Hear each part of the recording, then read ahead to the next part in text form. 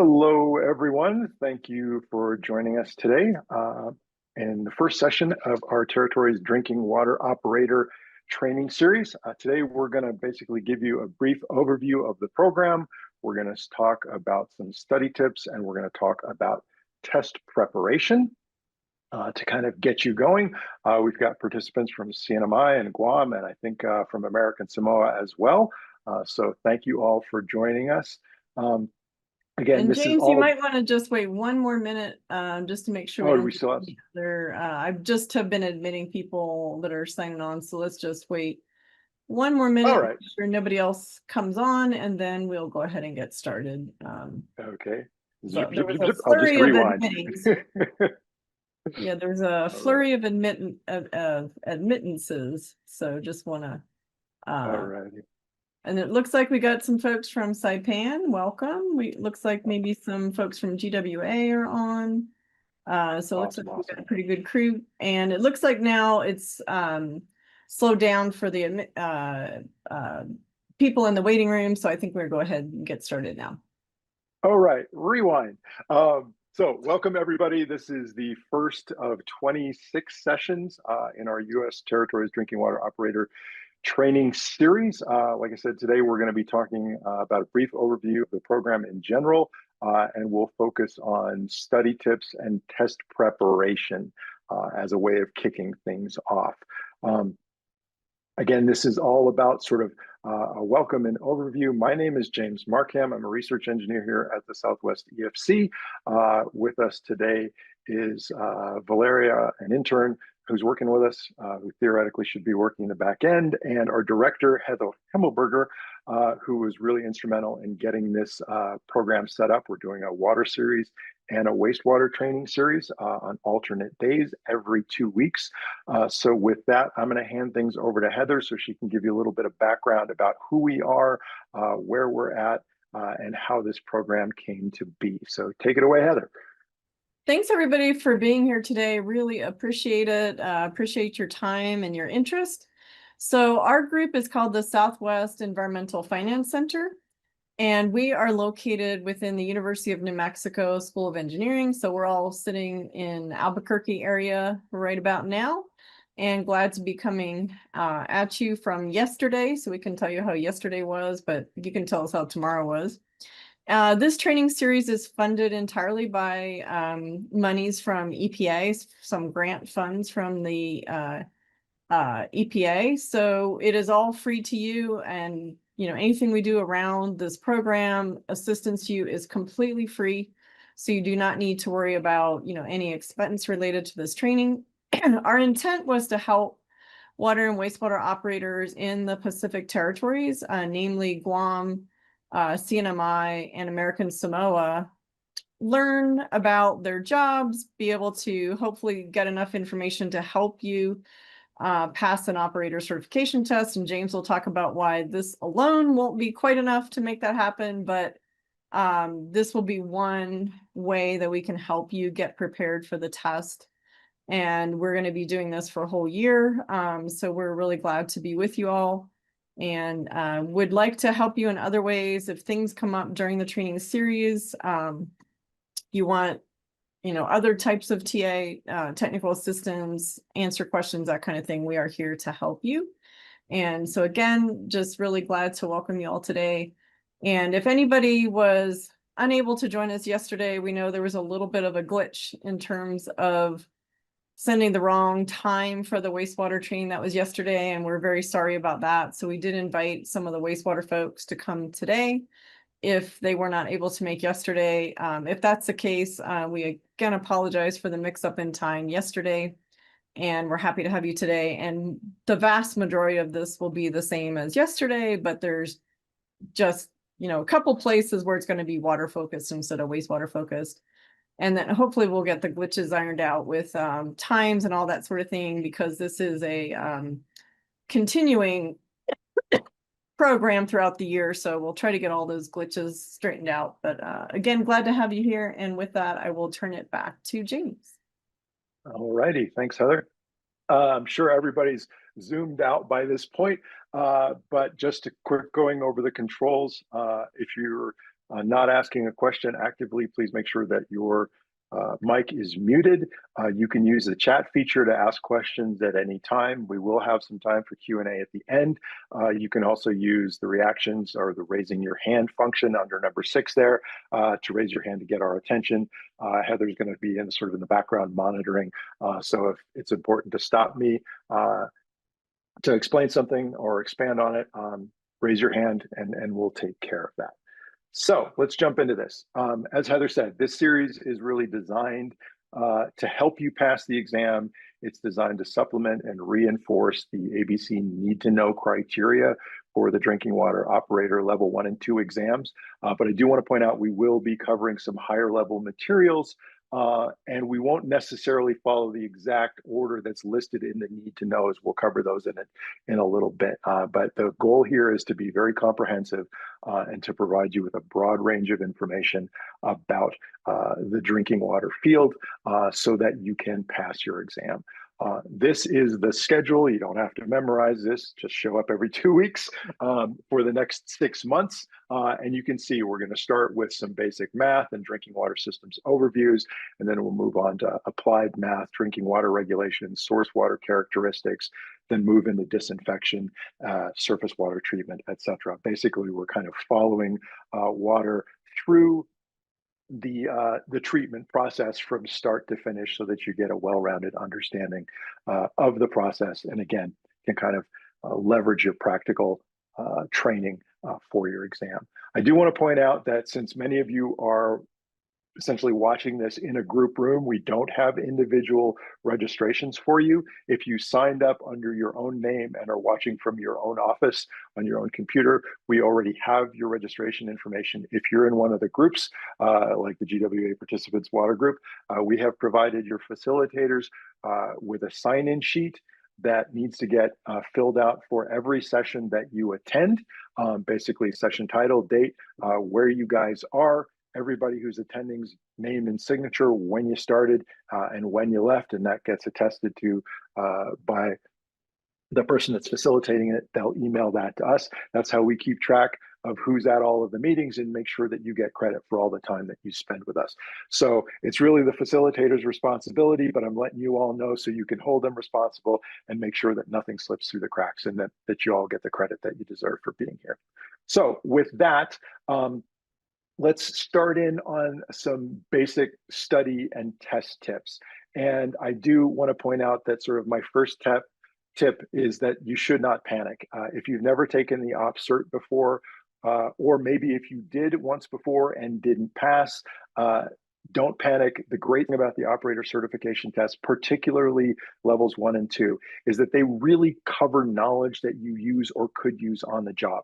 And I say could use because the test covers a broad range of wastewater treatment types and topics at different levels, and not all of that knowledge might be, or all those techniques might be used in your day-to-day operations. But for the test, at least, you're going to need to know the entire sort of broad range of possibilities. But the good thing is, water treatment all follows a theme. You'll really be able to leverage your hands-on experience in your apprenticeship program, in your training, in your day-to-day job, and use that to help you pass the exam.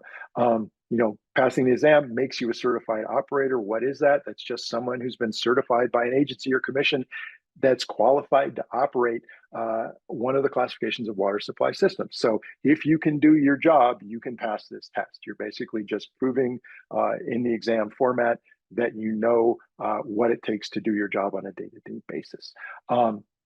And that's going to include a lot of different kinds of activities. You're going to be inspecting equipment, monitoring things, collecting and testing water samples, recording meter data, operating equipment, cleaning equipment, working in treatment, working in distribution. All of these things are potentially testable, but the good thing about them is the questions are fairly straightforward, and you'll be able to, in many cases, just apply your day-to-day learned experience to the questions and come out with the right answer. This is one of the few kinds of exams where, again, you get to leverage your practical experience. Typically, by the time you've taken an exam, you'll have been working in the field for close to a year, if not more. So again, as you're working your way through your apprenticeship program, as you're working your way through learning your craft, make sure that you're sort of paying attention, taking notes, because you're going to be able to apply that to the test itself. That being said, as I mentioned, typically there's going to be stuff covered on the exam that you don't do on the day-to-day, so you really need to study. Why study? A lot of different reasons. I think one of the main reasons to study is to figure out where the knowledge gaps are. As we'll point out, the testing agency provides you with a very clear list of things that could be on the exam, and by studying your various materials, which we'll talk about, it gives you an opportunity to figure out what you're good at and what you're not good at, so you can focus on the things that you're not so good at, on your weak spots. I like using metaphors. I sort of think of the Cert test as kind of like the big game day if you're a basketball player or soccer player. And in this context, study is just practice, right? If you're trying out for a basketball team, or that's something you do, you spend a lot of time shooting shots to develop your skills that you're going to use on game day. Your manuals, your problems, the old tests, your study materials, that's what that is. You study those things, you do those activities under different conditions, and work hard at what you're not good at to get better and to get more well-rounded. It's been shown time and time again that people that have good study methods and strategies tend to score higher on exams. And again, as I've said before, if you've taken it before and the outcome wasn't what you liked, it might be a time to change how you study. Or if maybe you're having just trouble with specific areas, it might again be a time to change how you study. And if you've never really kind of done a focused study program, now's a good time to start. Taking that analogy a little bit further, I sort of think of sample tests as like pickup games that you might have, that are not official. It's kind of like the practice test. It's like playing the big game under game-like circumstances, but without the consequences, right? It's game conditions, but it's not the big game. Again, it shows you what you're good at and what still needs work. If you keep getting the ball stripped from you when you're going in for a layup, that shows you need to work on ball handling. Same thing with the exam. If you're taking a sample exam and you're finding that you're consistently missing questions about regs, that points you in a direction to study to, again, fill in those gaps. So test areas you have trouble with typically point to gaps in practical knowledge. There's, like I said, going to be things that you don't necessarily do on the daily. Doing sample tests can help you identify those gaps and fill it. And then again, you use the information that's available to you, your study materials, your work to fill in those gaps and round out your skill set. And then sort of to take the metaphor to its logical conclusion, Cert test day is game day. It's the big game. Nobody would ever expect to win a championship without practicing. You shouldn't expect to pass this test without working for it. And again, if you take it and the outcome's not what you want, change how you study. So that's my pitch for committing to studying. Let's talk about how you actually do that. Let's talk about how to run a good practice. And step one is to have a plan. My old boss used to say that plans often don't work, but planning always does.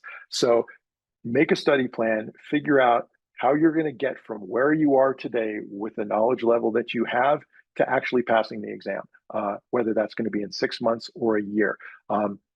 As you're sort of working your way through that period of time, do a self-assessment and plan around that. We're going to talk about the need to know criteria here in a minute, and you can start by looking at that and sort of assessing what you're familiar with and what looks like Greek and you've never heard of. So do self-assessment, build a plan, expect it to change over time, because as you develop more and more skill, as you get more and more knowledge, there's going to be things that you don't have to focus on so hard. Sort of beating my sports analogy to death, if you can consistently make a hook shot, you don't have to practice that as hard, but you still have to practice it so you don't forget how, just not at the level of something that you aren't as good at. This is a different way of saying manage your time. You really do need to set aside a reasonable amount of time for study so that you don't end up the week before the exam going, holy crap, I have to learn all of this in a week. There's a lot of material to cover. You don't want to be trying to learn it all the night before the exam or the week before the exam, or quite frankly, even the month before the exam. That typically doesn't work out very well. So give yourself time and commit to spending the time you need to get where you're going. Another way of saying just start studying early, well before the exam date. Just because this is a calendar on here does not mean I'm implying you can do this all in a month. You might be able to, but you might not. And since you've got some time, particularly those of you who are in an apprenticeship program, I think your focus should be on doing it in manageable bits rather than in a panic at the end. So start by nailing down the fundamentals. Again, make that study plan. The good thing about the exam, or one of the good things about it, the exam, it's 100 questions. You only have to get a 70 to pass. So you don't have to be perfect, but you got to be solid and you got to be well-rounded. And as I pointed out at the beginning, this is a practical knowledge test. You should focus on building on the practical knowledge that you're gaining on your job and the day-to-day. Again, we'll talk about the need to know list, the parts that you're comfortable with, that you only have to review. You don't have to spend as much time on. The things that you have difficulty with are going to need more work because you just never know how the questions are going to lay out. There is some information that's very useful about how the test is going to be laid out and what kinds of questions you're going to get, but you can never be exactly sure what's going to come. So you want to make sure that you're well-rounded and that you don't have any significant weak spots that are going to trip you up during the exam. And sort of along the lines of leveraging that knowledge, when you're learning new tasks on the job, or when you're doing tasks, or when you're working with somebody who's been on the job a little bit longer than you, is saying, hey, do this, do that. Ask questions. Understand why you're doing things, how the processes work, what's actually going on, because that's what the exam focuses on. This is a great opportunity to learn from coworkers and apply that knowledge, and to help your coworkers as well, because this can be a group effort. As you learn new things, again, ask those questions, explain processes to each other. I find typically that if I can't explain something to somebody, I don't really understand it. So that is a good way of sort of figuring out whether you've absorbed some knowledge or not. Can you explain it to somebody else in a way that they're going to actually understand? Lean on your buddies, lean on your coworkers, help each other make this happen. A big part of this is going to be reading handouts and training materials, study guides, and various kinds of other study materials that are going to be made available to you. We'll point you to some, we'll provide you with some as this course goes on. One thing that you're going to get intimately familiar with over the course of this training is the WPI ABC website. WPI is the agency that creates the exam that you're going to be taking, and ABC is the group that administers the test.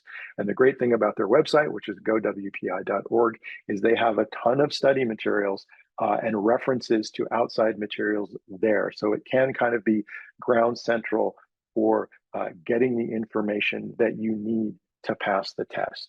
And the first piece of that is the need to know criteria. Like we said, this series is designed to supplement and reinforce these need to know criteria, which is basically the testing agency saying, this is what's going to be on the exam. This is what you have to be comfortable with. These are the topics that are going to be covered. So as we go through this, keep this sort of as your roadmap or your guidebook through getting from today to passing the exam. I do want to point out that we're not necessarily going to follow the exact order of things that are listed in the exam. They're and the need to knows they're organized a little bit differently than the series is, but we should be hitting most, if not all, of the topics. And again, just to kind of reemphasize what Heather said at the beginning, these training sessions are not your only training resource. Attending these sessions is going to help you with the exam.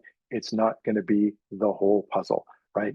You cannot expect to just come to 26-hour-long sessions and expect to pass this exam.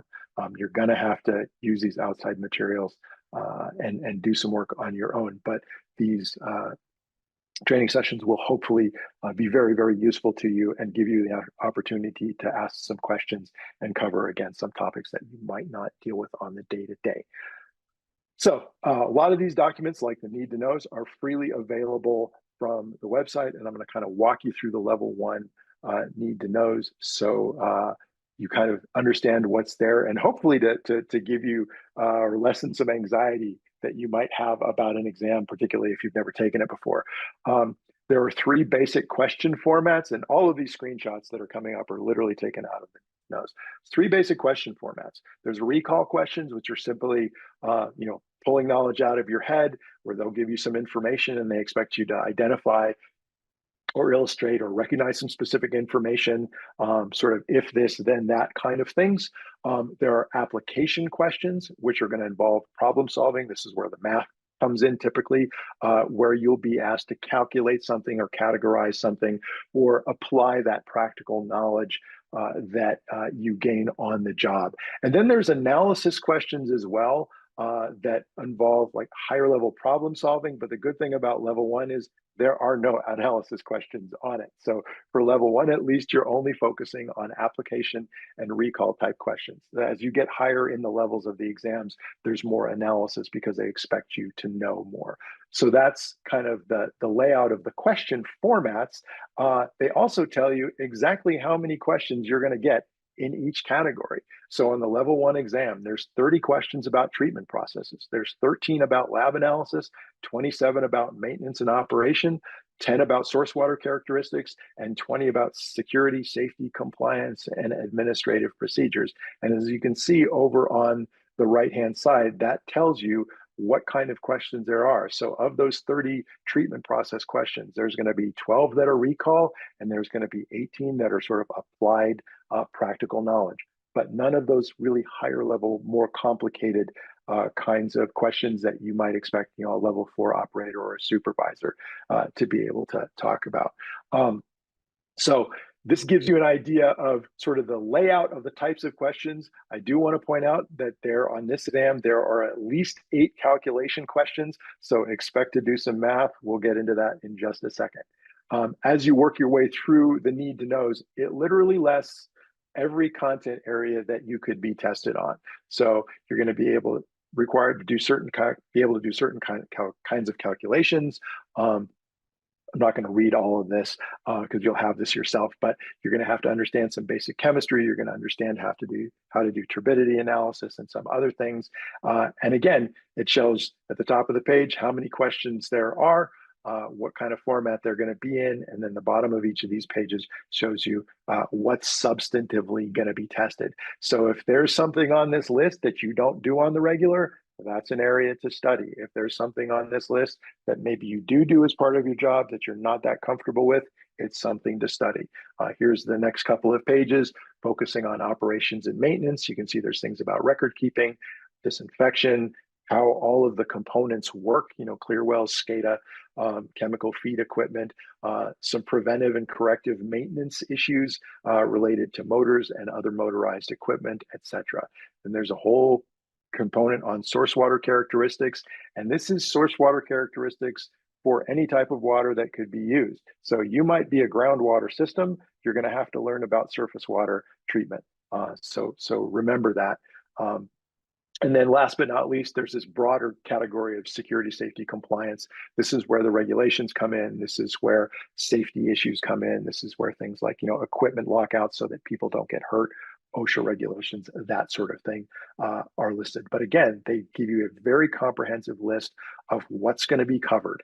The other great thing about this is not only do they tell you how many questions you're going to have on a certain topic and what's likely to be covered in those topics, they actually kind of give you an idea of the level of knowledge you need to know for each of those categories. So math, you need to know across all 5 categories of test questions.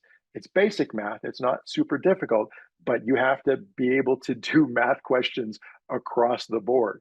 Whereas for chemistry, example, you're going to need to know about chemical feed equipment in the context of equipment maintenance operations. You're going to have to know a little bit more sort of intermediate level knowledge about chemical properties related to treatment, because obviously you got to stay safe. We got to keep the water safe.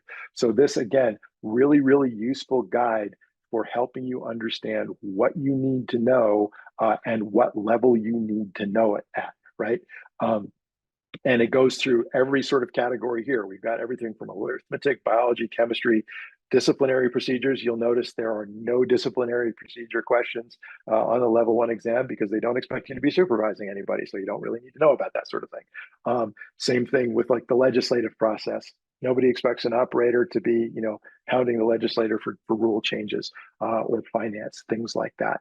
So again, this gives you another way of cross-referencing your knowledge and your level of knowledge with what's going to be on the exam to make sure that you're comfortable. And you can see this is very, very comprehensive. Safety data sheets, safety equipment, quality control, record keeping, all require a higher level of knowledge, again, because these are areas where people can get hurt and that are very, very important. And then last but not least, things about water source protection and things like that. So again, the need to knows are a great starting point. Great thing to sort of keep as a reference. You can even use it as sort of a checkbox kind of thing to make sure that you've got all of your bases covered, that you know something about every one of these categories, and that you've pulled that information from your various source materials and trainings. Like I said, there's not a lot of math questions on the level 1. I think there's 8 on level 1 and 10 to 12 on level 2, but there is math. Basic math is critical to the profession. It's not really complicated stuff. It's basically mostly high school math, up to algebra, basic algebra. But you do not want to lose those 10 points just because you can't find the right formula or don't know how to apply it. And again, knowing those relationships is going to help you with those recall and analysis questions as well. Sometimes just knowing how the formula works can help you answer sort of a more theoretical question. Again, it's a practical exam. In the real world, no one would expect you to do your job without access to references, and the test takers don't expect you to do that either. So this formula and conversion table will be available to you during the test time in some form. If you're taking it on paper, it's available on paper. If you're taking it on computer, it's typically available either on paper or on a computerized version. But every formula pretty much that you could possibly use on the exam is going to be in the sheet somewhere. So another thing to get super familiar with is this formula and conversion table. It's 7 pages long. You don't want to spend a lot of time searching for things. If you're familiar and you know that all the chemical feed stuff is on page 1, whereas some other formulas about volume are maybe on a different page, that's going to help you get through the exam a lot quicker. This tool is one of many sheets available, but again, this is available to you free to use for studying and is going to be available to you during the actual exam. I talked about study guides. WPI site has links to a lot of resources. Some of them are free, some of them are paid. Your utility or local library may have some of these resources available. If you're thinking about this as a long-term career, it might be worthwhile to buy your own copies of some of these documents. I've got several wastewater treatment handbooks on my shelf because I sort of refer to them on the daily. 2 of the really important ones, I think, are from the AWWA. There's a grade 1, a grade 2. There's also a grade 3 and grade 4, but that's not what this training system is focused on. Water treatment study guides that are designed with the ABC test in mind. So these treatment guides here, these study guides, are aligned very closely with the exam. So if you can get through this and absorb what's in this book, you've got a very, very good chance of passing the test because they're basically made to dovetail with each other. There's one for water treatment. There's another one for water distribution systems. They're about $90. You can get them on Amazon. Again, your utility may already have them. And if they don't, maybe talk to them about getting some reference materials for you to study. So how do you use these materials? I think a good thing to read them, obviously, but as you're doing it, take good notes for study and reference. Basically, you want to take that information that's in the book and condense it down into small nuggets of knowledge that you can regurgitate, that you can keep in your head. Again, go through these study guides with the need to knows sort of alongside to make sure you're covering the right stuff. But read critically and think about how the materials that are in the study guides could potentially be turned into questions, because that's where all the questions really come from. So for example, this is from a particular guide, has some information about water consumption and peak demand. And one way to look at this is to read it and take notes, but you can also, as you're reading, turn these paragraphs into questions that might be on the exam. So for example, this sentence right here, higher daily demands occur during hot summer months, while demand will trend and tend to drop off during the winter months. Well, you could rephrase that as a question. When does daily water demand change with the time of year? Higher demands occur in the summer, lower in the winter. Same thing with this thing down here, which is about peak periods during the day. You could turn that into a question. When do peak daily demands occur? In the morning and in the evening. I do want to point out that this is a general exam that is used across the United States and the territories. So again, it's sort of the general, you might have slightly different demand curves where you're at, or the seasons might be reversed, if, for example, somebody was, below the equator. You need to understand how things work in your own system, but you also have to understand the general rules that might apply. But again, this is a way of reading this. And if you dig in here a little bit further, there's another potential question down there. So as you're reading through your materials, as you're studying, turn the statements into questions, because again, it's just another way of thinking about them. And there's a very good chance that you're going to basically be writing down questions that might later appear on the exam itself. If you're a visual person, and I am, even though I'm a terrible artist, as you can see, I can't draw for beans, drawing out formulas and questions can really help you solve questions. Like I said, I'm a terrible artist, but if I get a volume question, I have a tendency to draw a box so that I know that I'm not forgetting any of the components for the question, right? It's about volume, I need a length, I need a width, I need a height. If I draw that out and sort of sketch everything there, I can make sure that I'm putting everything in the right place, making sure that I get the right answer, making sure that all the units are the same. This is something that we'll talk about in the math questions. They love to mix up units on you and force you to convert things. And I guarantee in every math question, there will be an answer that looks right, but is wrong because it didn't include the units conversion. So draw those questions or sketches if they help you solve the problem or help you understand the question. Also, you're going to have to memorize something, some things, other things you're not. But when you're thinking about memorization, what you want to memorize is process, right? How a certain kind of problem gets set up and solved. You don't want to memorize answers to individual math problems, because although, the type of question might be the same, the variables are always going to change. So you don't want to remember like, oh, in my sample test, there was a question like this, and the answer was 1,000,000 gallons. What you want to do is go, oh, there was a sample question like this, and here's the process to get me to my answer, whatever the right answer is. And again, if you have a formula memorized, a simple formula memorized, you don't have to look it up, or you can look it up just to verify. If you remember that there's 7.481 gallons in a cubic foot, that's one thing you don't have to look up, which will save you time during the exam. And again, these are things that you're going to eventually memorize anyway over the course of your job, so it doesn't hurt to get a jump on that. I talked about testing earlier. It's a really good idea to take practice tests to test someone or to have someone test you, and to try to do it under exam conditions. In other words, under timed conditions. I took a college math class, walked into the final with a B+ and walked out with an F because I bombed the final. And the reason was I hadn't been taking practice tests. I could do all the homework, but I could do it all very, very slowly. So when I got to the exam, I couldn't actually finish in the time allotted. And that was just bad planning on my part. You can learn from my mistakes.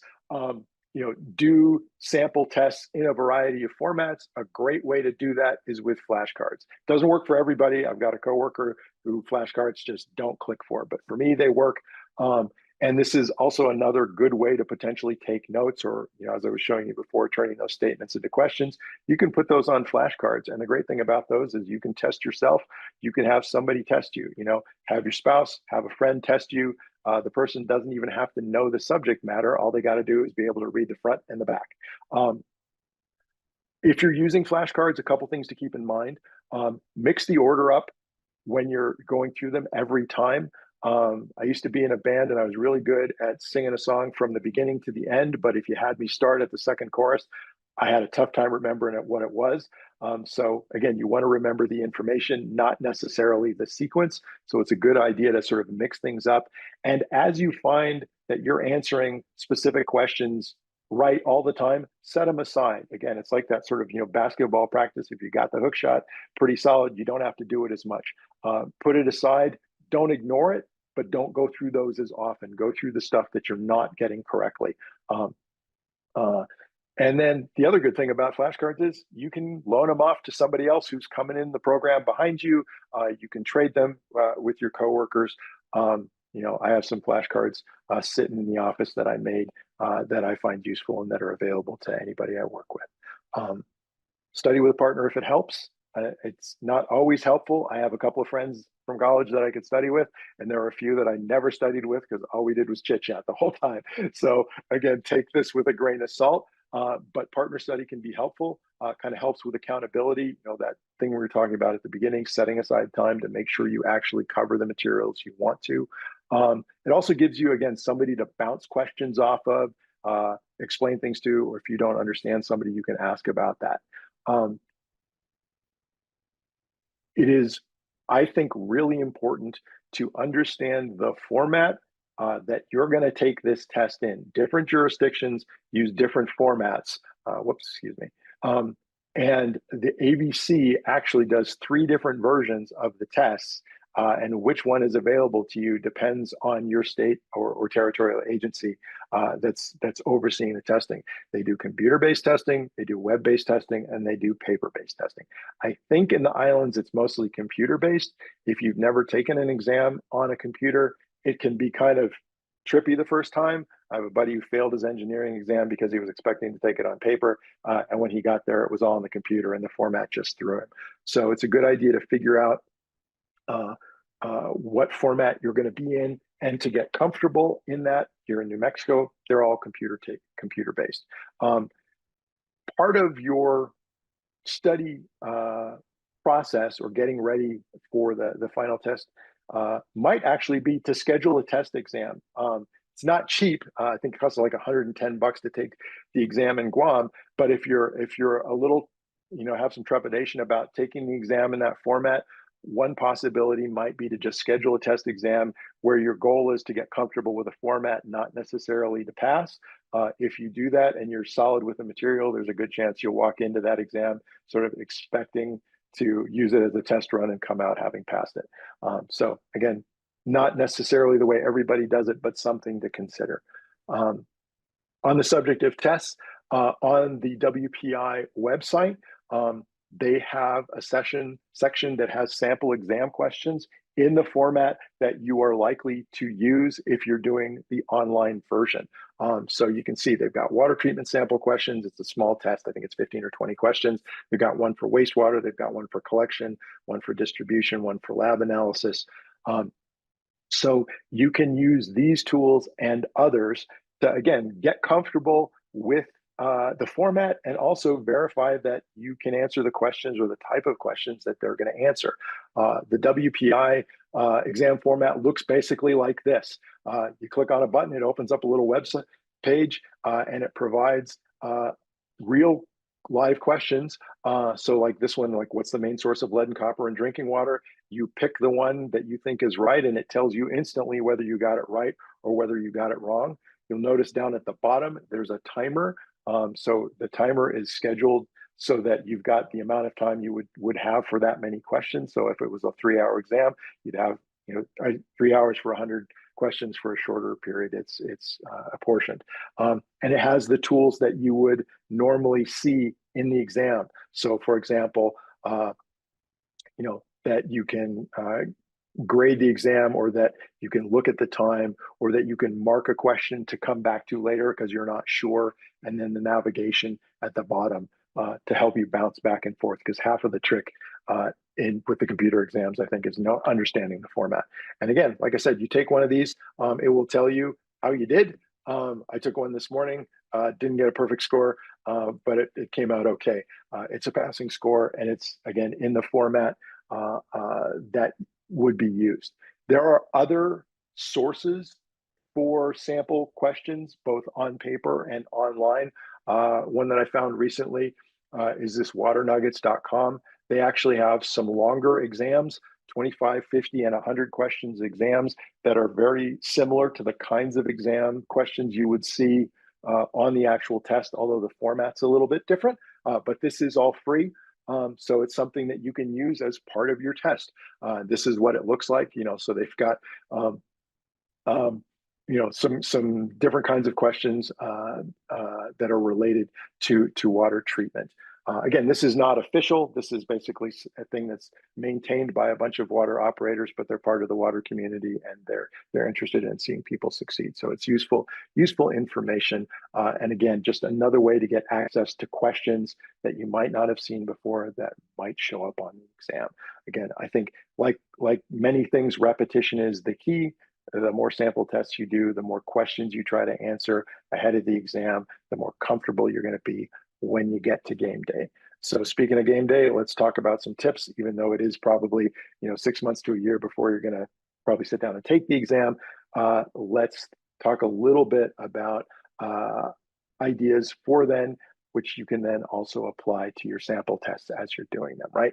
First one is understand your test tools. Like I said, there's that reference guide that's going to be available to you. Get super familiar with this. Know where stuff is in this so that you don't have to spend a lot of time searching for the appropriate formula so that oh, it's a detention time formula that's on page 7 or whatever it happens to be. Like your test or your like your studying, there's a time element here. You've got a limited amount of time during the test. It is a very good idea to wear a watch or pay attention to that little timer that's on the bottom to keep an eye on how fast you're progressing. You've got 3 hours. I recommend that you use the entire time. You might be able to blast through and get the thing done in an hour and a half, but that gives you plenty of time to go back and double check your answers. I'm not saying second guess yourself, but it's not necessarily a good idea to walk out with an hour to spare if you're not sure about some of your answers. When you think about the time for the exam, it's 3 hours long. There's 100 questions. That means you've got 1 minute and 48 seconds. So you got less than 2 minutes per question.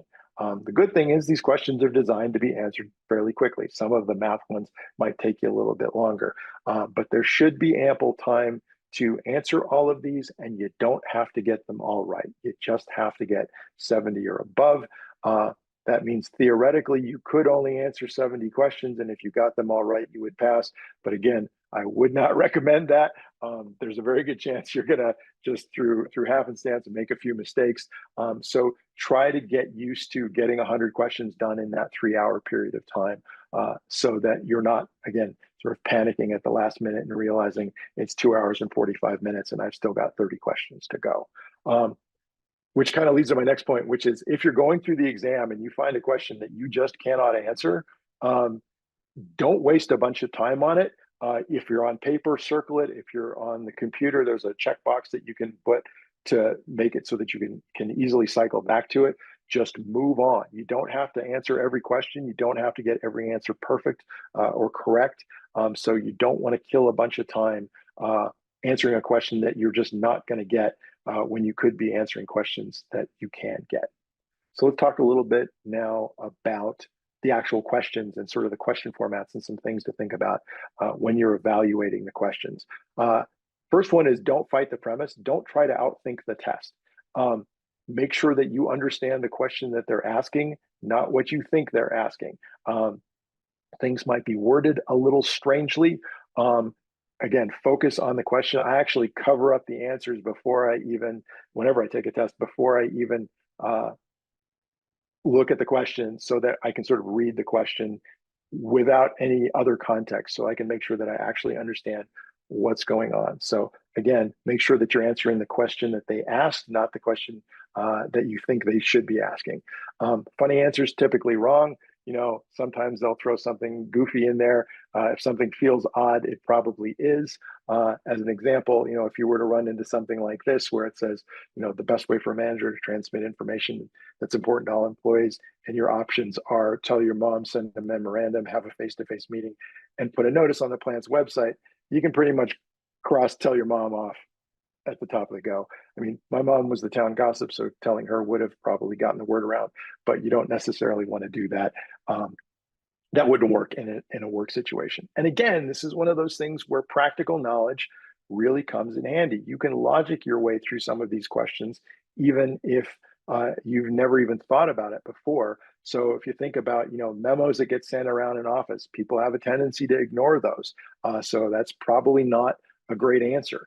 Putting a notice on a plant's website, maybe not either, because typically the plant's website is mostly focused externally. There may be an internal component too, where employees log on to get information, but not everybody is going to necessarily log on regularly. So that might not be that great an answer either. But if you have a face-to-face meeting with somebody, you know that whatever information you're trying to get across to them is getting across. So quite often, it's not about finding the perfect answer; it's about finding the best answer from the options that are given. So in this case, having a face-to-face meeting would be the appropriate guess, and you can logic your way through that. What I'm saying here is basically like use your common sense, use your work knowledge to eliminate answers that don't make any sense. So here's another, and this is a real question. So a chlorine cylinder is thought to be leaking. If aqueous ammonia vapor is passed over the valve, the presence of a leak would cause what to happen? So again, I'm not showing you the answers because it's good to focus on what the question says and like what's actually going on here, right? So we're talking about chlorine and we're talking about leaking. So if you've worked in the industry for a little while, you probably know chlorine is poison. It stinks. Enough of it will kill you. That's what they used in trench warfare in World War I to kill each other. But it's also a disinfectant. So it gets used in water treatment and in wastewater treatment. So we're talking about leaking gas. We're talking about a dangerous situation. So if these are your options, a loud noise, an odor of hydrogen sulfide, red smoke or white smoke, think about if this was you dealing with this, how you'd be kitted up, what the situation would be, right? If there's a chlorine leak and you're anywhere near it, you're either going to run away or you're going to be wearing full PPE from head to toe, gas mask, the whole shebang, right? Something that creates a loud noise, that's an explosion. The idea that you would do anything that would create an explosion, which is dangerous to you and everybody else, does not make any sense. So you can cross that right off. Same thing, odor of hydrogen sulfide. If you're wearing a gas mask, you shouldn't be able to smell anything. So that doesn't make any sense. So just by sort of applying some common sense based on your sort of working understanding of what chlorine is and how it's used in the plant, you can narrow it down to the two logical options, which are visual, right? If you're wearing full PPE, you're going to be relying on probably visual cues to determine what's going on. So just by applying common sense, you've taken a 25% chance of getting it right by pure guess and already turned that into a 50-50 chance. And chances are, if you studied your materials, you probably know which one this is. It happens to be white smoke. But again, even if you weren't sure, you could narrow it down to 50-50, which is a lot better than 25%. So white smoke is our answer here. Again, this is all about leveraging your work experience, and other kinds of things. Where should a first draw or first flush sample be collected for lead and copper analysis? Well, if you've done lead and copper sampling, you probably already know the answer.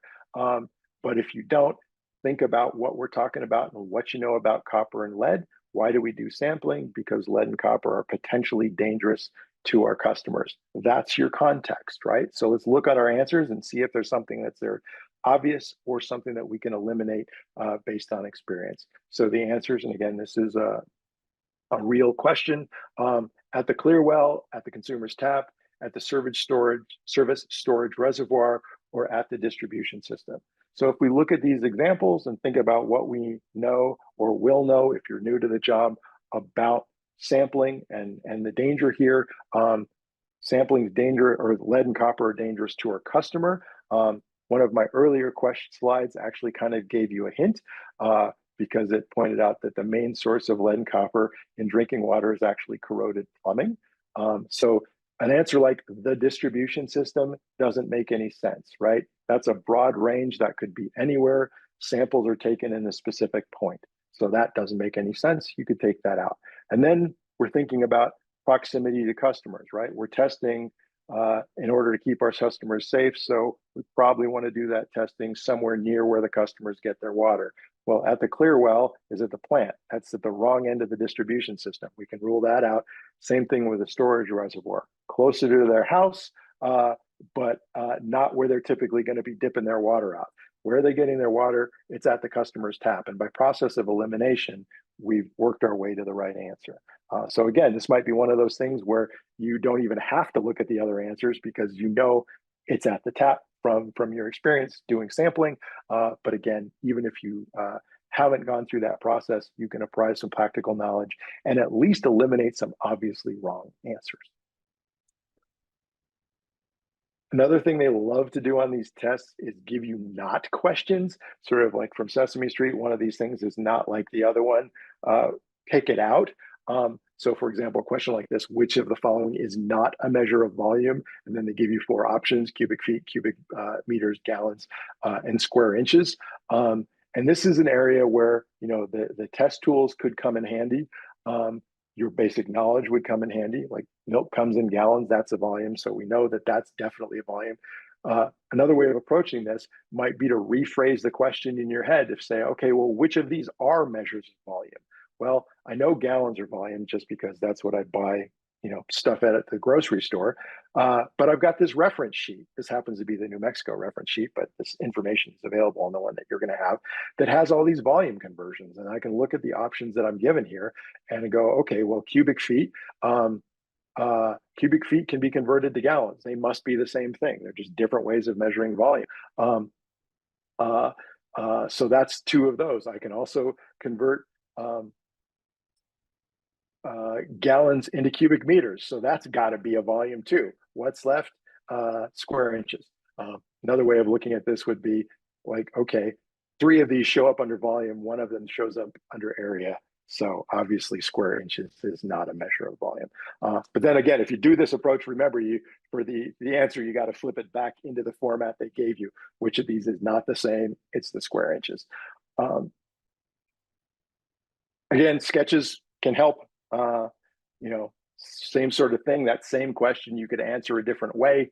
You know, if you drew a sketch out of this of a tank, you say, okay, well, I've got 3 dimensions, right? I've got a length, I've got a width, I've got a height, which means my units have to be something cubed. So cubic feet, you know, feet times feet times feet is cubic feet. That makes sense. That's a volume. Meters times meters times meters, cubic meters. That's a volume.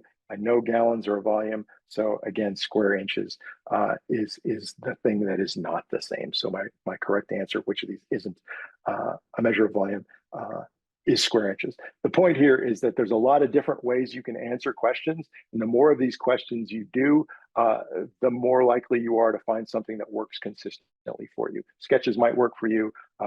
Process of elimination kind of things might work. The key here is to, again, develop the skills to do the questions, to do the repetition so that when you get to the exam, it's old hat. It's nothing new. It's something you've seen before, something you've done before, and it's really just a matter of sitting down and spending 3 hours proving you know how to do your job. So with that, summarize, you know, this is a great career that you're starting. It's sort of the core of keeping our communities safe. Wastewater and drinking water operators are why we don't all die of waterborne disease. They're critical to the community.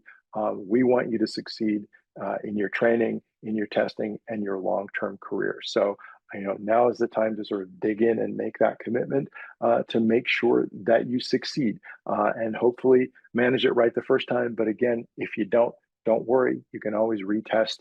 The key is to just have a solid approach. You know, make that study plan, make sure you manage your study time, use the handouts and the manuals and the materials that you have to your best advantage. You know, they don't do anybody any good if they're sitting on a shelf.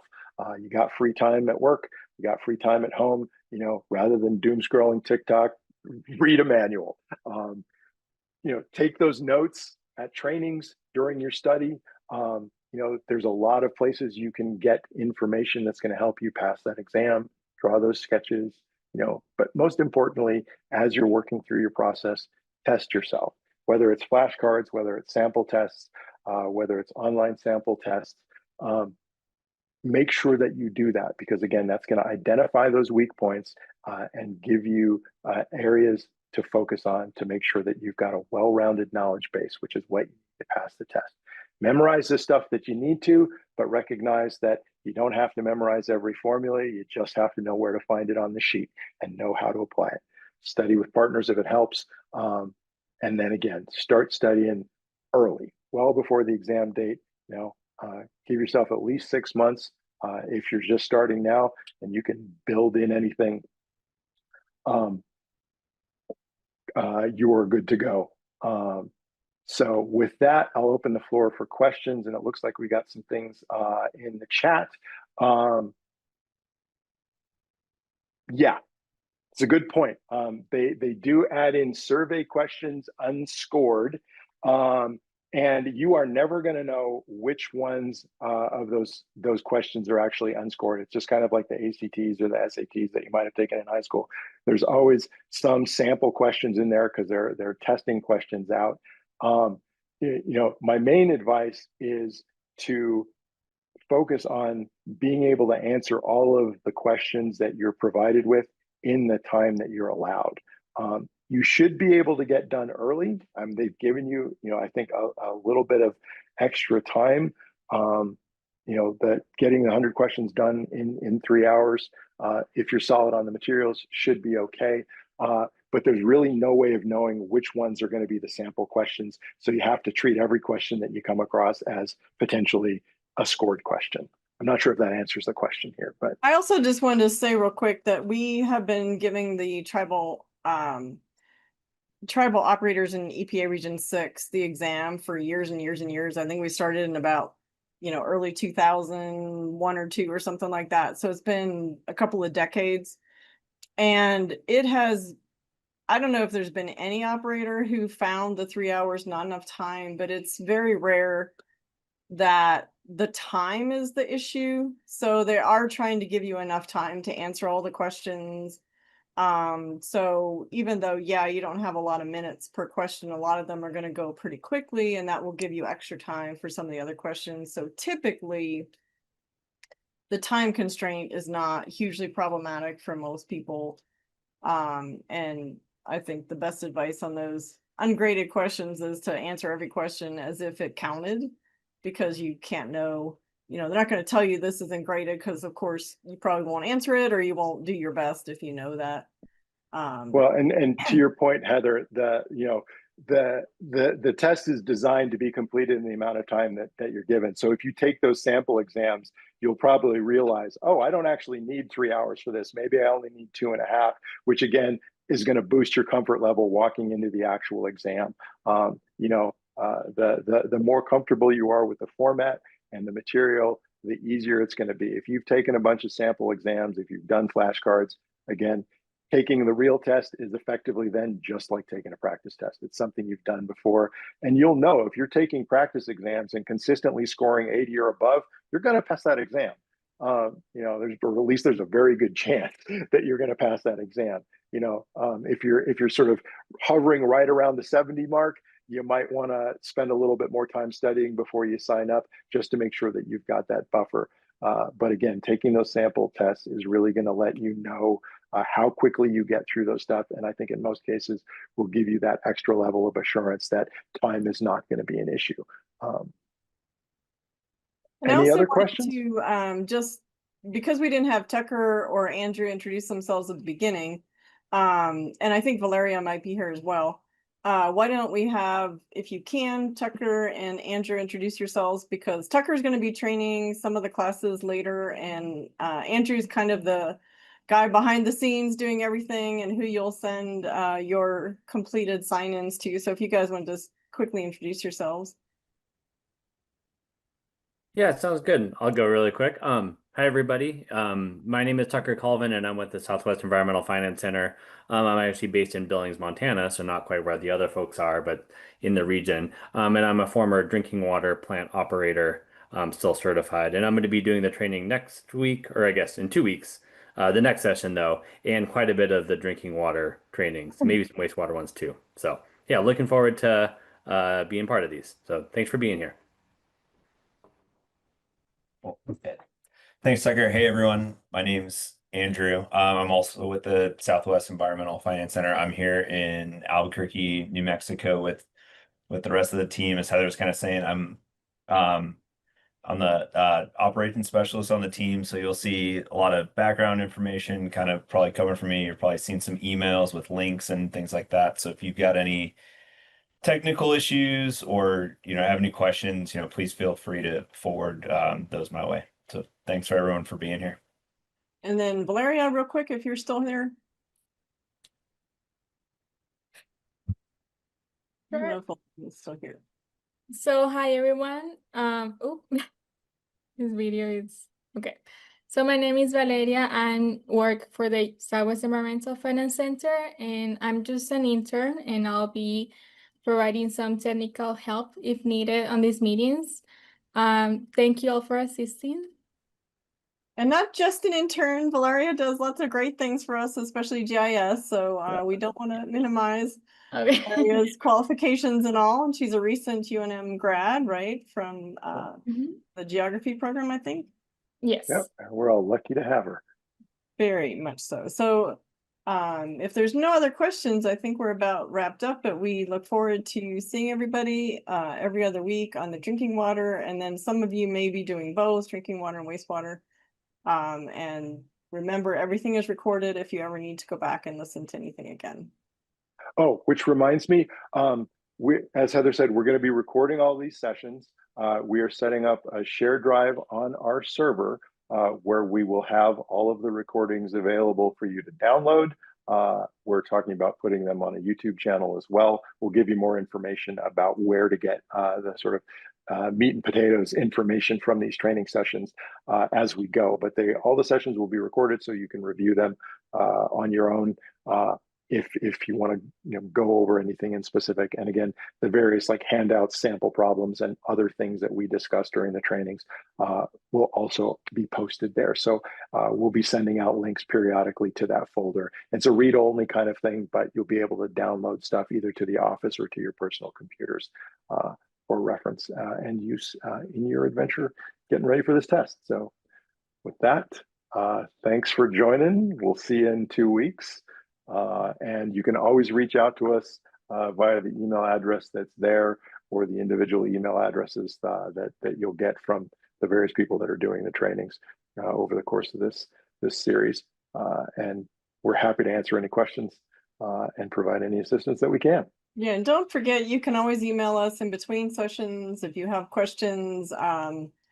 Chances are we'll have a little bit of a delay in that you'll ask us today, we'll probably answer it, to be there tomorrow morning, but you can definitely ask us if you have questions, if you want something explained further, that kind of thing. And if there's something we covered that you really want us to cover a little more in depth, we can try. We have a couple places where we might be able to make some changes if we need to change a subject or something. So feel free to reach out in between the classes as well.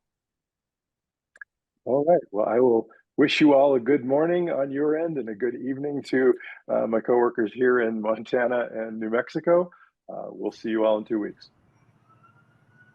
Thank you, Heather. Thank you all. Thanks.